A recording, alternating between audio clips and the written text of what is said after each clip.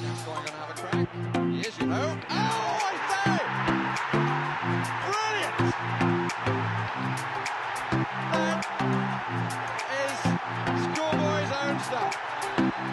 Oh, I bet even he can't believe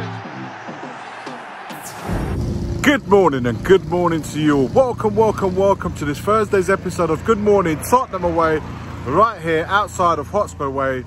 Behind me you can hear the lawnmower right there, cutting the grass. I'm telling you, this grass is kept better than Wembley, believe me when I say that.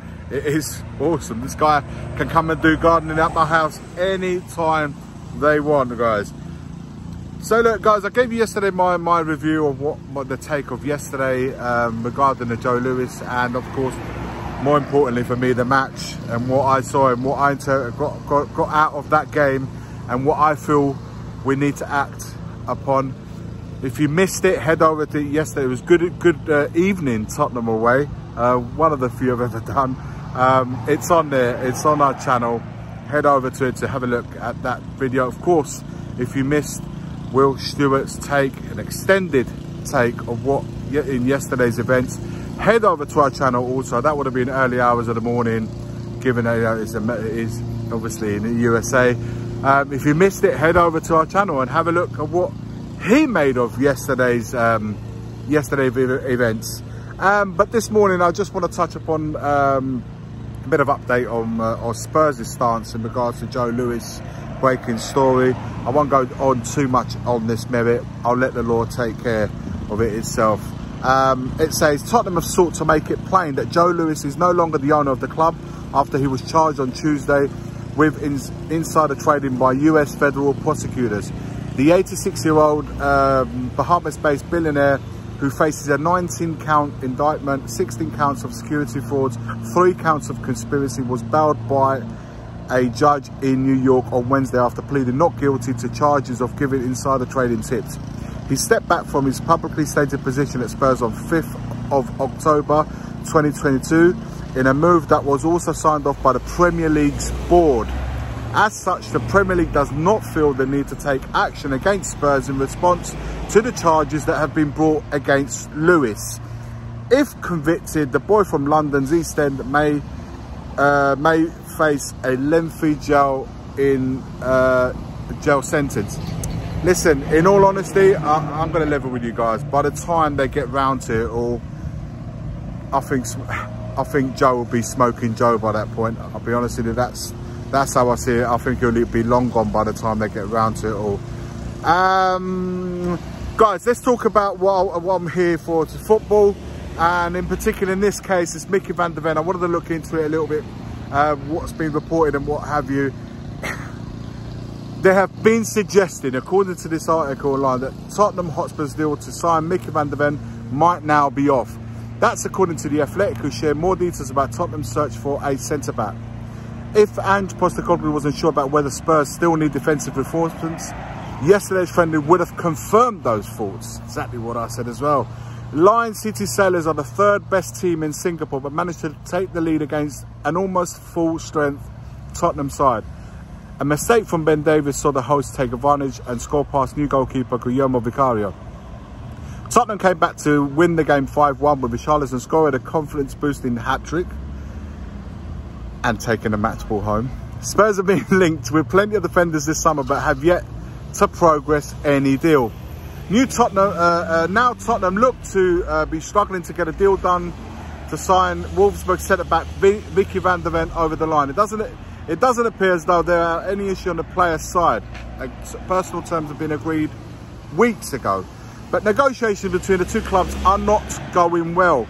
Vandeven to Tottenham deal is in trouble, according to the report from The Athletic, says that a deal for Vandeven is currently not progressing. They say that an agreement between the clubs isn't close, and they've been suggesting that the deal is off. Tottenham need at least one defender, means they may have to match Wolfsburg's 30 million valuation. However, Spurs have been left with the impression that the German side don't want to sell, which will make the negotiations very tricky indeed. If Tottenham can't do a deal for Vandeven, then they need to move on quickly.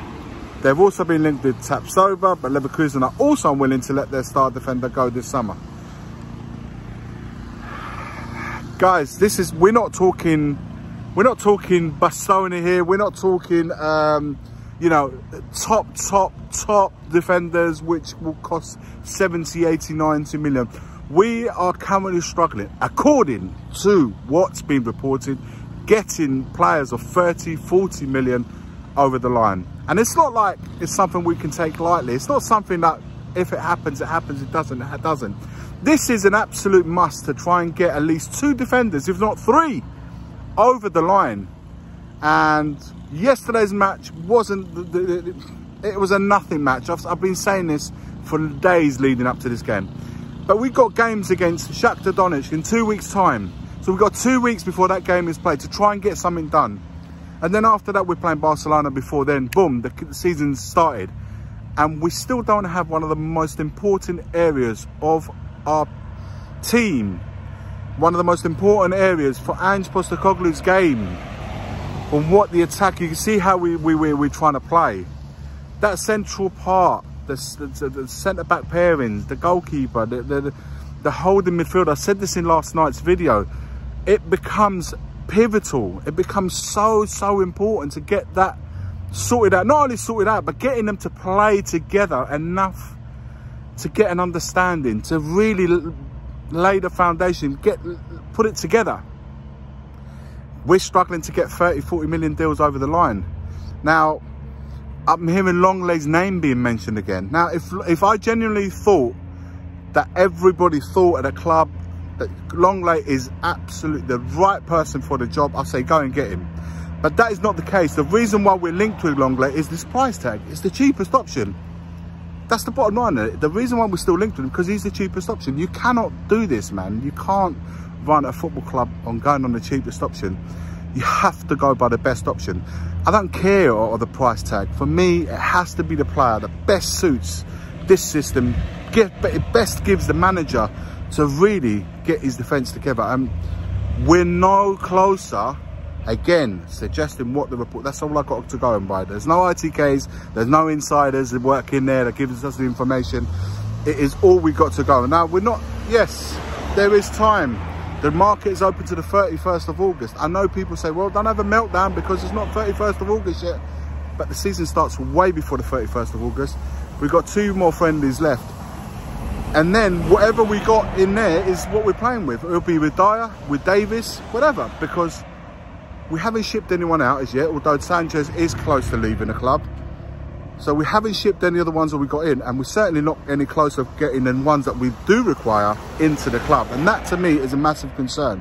It's not meltdown, it's just a concern for me that we're so close to the season starting and we still haven't got anything different to offer at centre-back, in the centre-back's position. Some of the most important position right across that, the 6, the 9. We don't know what's happened with our 9 yet, guys, with the cane. Talking of 9, Richarlison yesterday, hat-trick and match ball taken home, lifting the trophy up. Listen, if it helps the boy with his own confidence because he's now had a feeling of scoring again, it's all beneficial for the club. But for me, I hold reservations still because I need him to see him do that against teams of much more caliber, if you like. So Shakhtar, Barcelona, yeah, he starts getting hat-trick, 2-3 goals in it. Maybe I could start saying, you know what, different sort of animal this year. But for now, I want to say, let's keep it calm. In regards to Kane, what more can be said that hasn't been said already, guys? And I do feel like we need something in midfield. I feel something's missing in midfield. But for me, I'll be willing to even start with the current midfielders that we got in place right now. But defenders, honestly, at centre-back, it's a must. Let me know your thoughts. Where's your head in all of this? Well, how are you feeling about it all? Should we remain calm or should we have cause for concern? Let me know your thoughts in the comments below. Like, comment and subscribe. And as always, forever always, the grey clouds are clearing. The sun's coming out. Let's hope that this is a sign. Come on, you Spurs. The first game we look for, Robbie. Tottenham away. When we got Tottenham away. away. When we got Tottenham away.